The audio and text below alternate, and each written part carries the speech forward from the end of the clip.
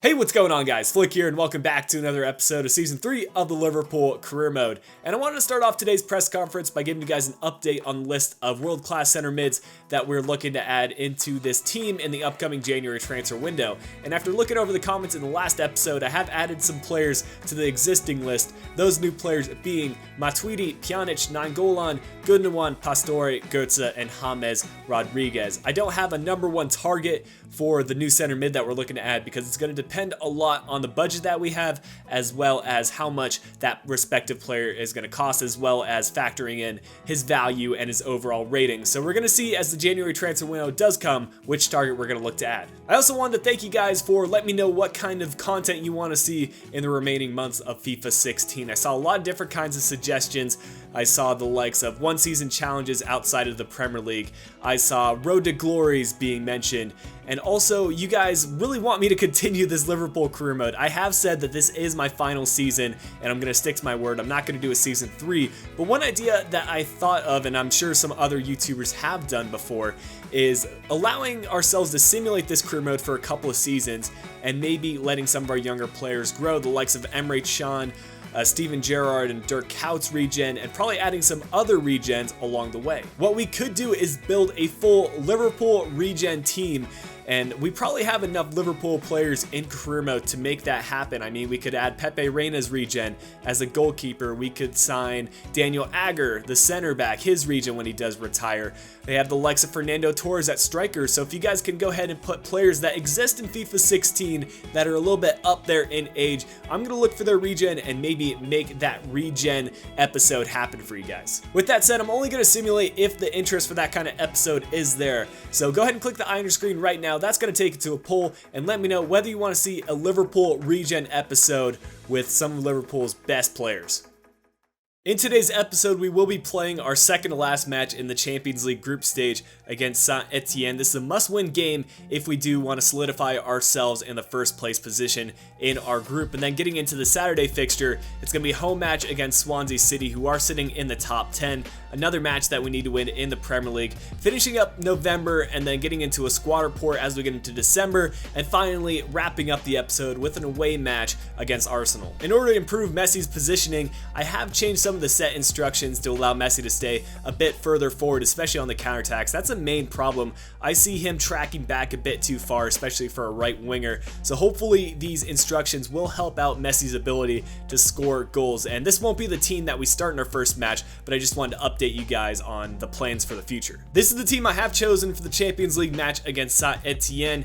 And one change I have made is giving Ryan Kent the start at the right wing position. I've been seeing lots of comments asking me to give him more playtime, and he looks to be a very promising player for Liverpool, looking at his performances in real life in some of those preseason friendlies, and I want to give him some more action in this career mode. An update on the current standings, we'll see us secure that first place position. It looks like Borussia Dortmund have brought themselves back into the mix, and if we can get a win against Saint-Etienne, that might be able to boost Dortmund into that second place position. In all honesty, I would like to see him go through just because I like Dortmund as a team. They're tough competition, but I want to see him advance far. Here is the Saint-Etienne starting 11. From what I can tell, there's no changes made from the first match, and if I remember correctly, they proved to be a difficult opponent in that first match. An early corner kick for us, and we're going to try to play this one short over to Ryan Kent, who does have some great dribbling ability. And now cutting it inside, playing the pass off to Henderson, who does get tackled but still hangs on to possession for us. Now it's going to be Adam Lallana. Scoop turn inside, Berba spin inside, and that one taken away.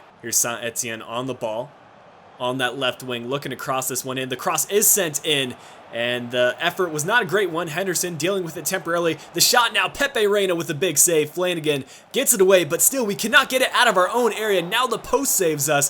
Finally, it's out of play, and we were extremely lucky there not to concede. Jonas Hector on the throw in is going to find Hirving Lozano. He has shown some sparks in the few games that he has played. Now finding Adam Lallana. Over to Daniel Sturridge. Sees Lallana making that run. It has to be a finesse shot. Ruffier with a big-time save and allowing this game to stay at 0-0. Sturridge spotting out the run by Hirving Lozano. Cutting inside now, and he does have Sturridge on the through ball, but Saul dealing with it, and by all means, it looks like it's going to be a 0-0 draw going into the halftime break. That is, unless Saint-Etienne can score on this one. The cross is sent in, but the effort was not equal to it. Well, here we are at the halftime break, and not much to comment about in that first half. The only opportunity that we really had to score was that Adam Lallana shot that Ruffier made a very good save in order to keep that from going in. And we knew that going into the match that Ruffier was going to be a class keeper, but we still need to keep trying to create efforts and maybe get a goal by him. Here's Herving Lozano, showing some of that pace of his, and now playing inside Adam Lallana, finding Milner, and he has Ryan Kent on the through ball. If he can get to this, it was just out of his reach. Milner, finding Ryan Kent and looking to find Milner once again, now outside to Daniel Sturridge. He needs to cut this one in and get it on his left foot. And here we go, it's going to be a finesse shot. It's off the post, can we head it back in? No, it's Daniel Sturridge still on it, but Ruffier finally collects it. And it's still 0-0. This game, I don't know if anyone's going to score. There's 20 minutes left for us to get the goal and pick up 3 points in this game. We're going to bring on Faguli in at that right wing position. And in addition to that, we're going to also look to bring in Mane in for Daniel Sturridge. Our final substitute, we'll see Coutinho being brought on and see if some of his skillfulness can lead us to a goal. Oh, this could be a chance for Saint Etienne. It's going to be a one-on-one with the keeper. They play it back inside and back to the outside. Pepe Reina gets a glove save to it. And this match still at 0-0. It's a battle of the keepers. We need to work this around and try to create an opportunity. Coutinho spotting out Milner.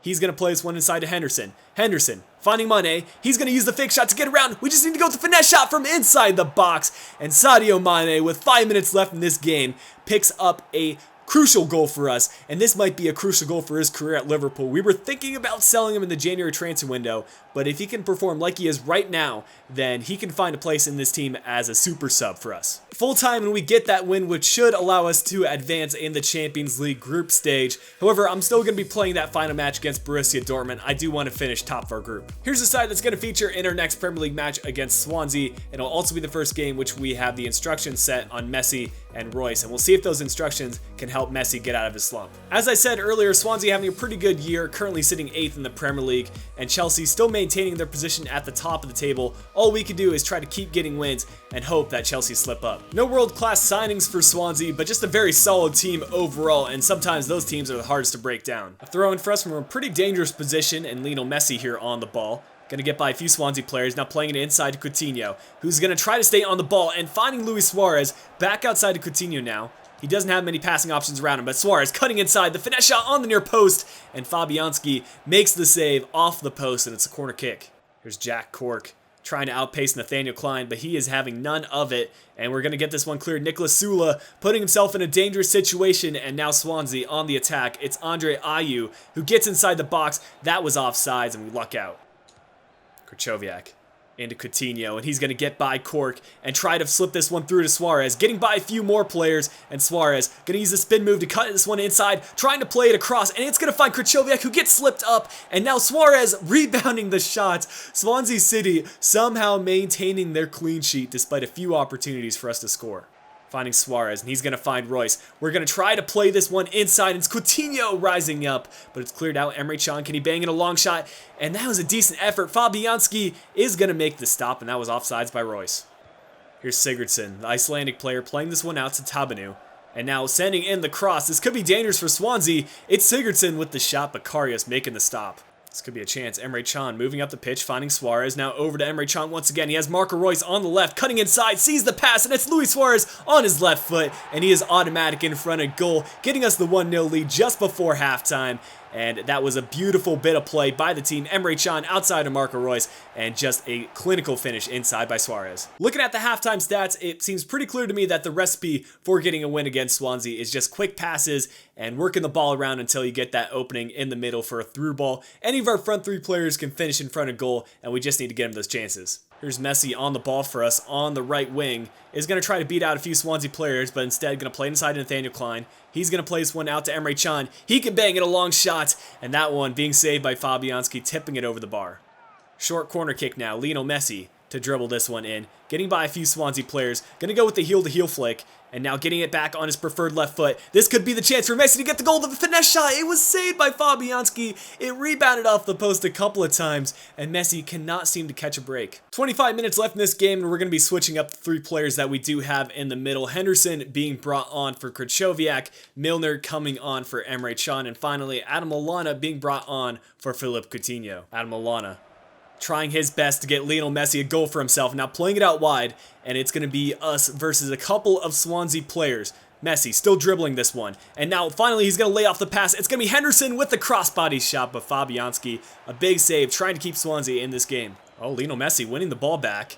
And he's going to try to dribble this one forward. Berber's been inside to create some more space. And he has more space than these Swansea players. This could be a chance for Lionel Messi to bang in a long shot.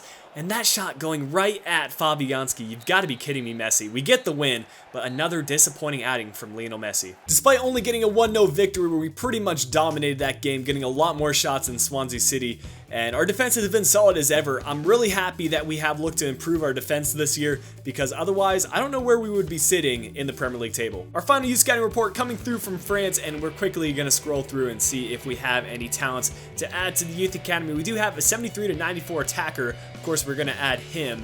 And now moving on, we have a 66 to 90 that we're going to sign up. And finally a 58 to 74. We also have our first scouting report coming through from Nigeria, and right away we have Moyoyo, a 66 to 90 player that we're going to add to our youth academy. Now moving on, a 47 to 65, 63 to 83, and finally a 60 to 82. Moving into the squad report, we have yet another player that is unhappy with his morale, and that player being Loris Karius, and he does want more wages. That's the only reason he is unhappy, because he is getting first team action on a consistent basis, but we're absolutely broke in terms of our budget, and we need to get into the next stages of the Champions League outside of the group stage ASAP, because we're going to get a boost in our budget and maybe even get some more additions in the January transfer window as we do sell off some players.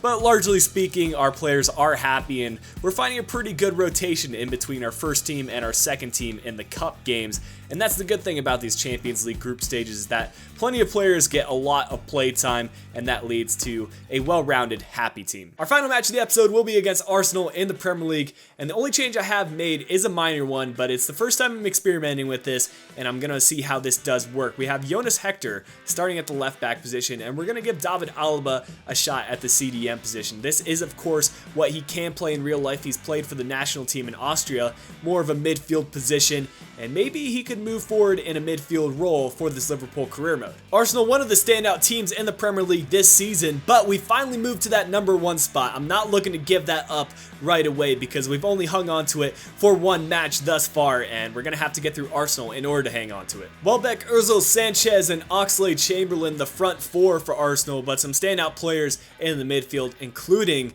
Verratti, one of the players on our short list to bring in January. We'll see how he does play. Here's Wilshere on the ball for Arsenal, trying to find Ozil, and we just need to get this one away. We will get it away, and Suarez looking to switch the play over to Lionel Messi. Actually, it's Coutinho in that right wing spot, and now he's going to take on the Arsenal defense with a lot of confidence, slipping it through to Suarez. He's going to go with the crossbody shot, and that shot, not a great one. Here's a chance for Arsenal to get that goal. It's a good cross sent in.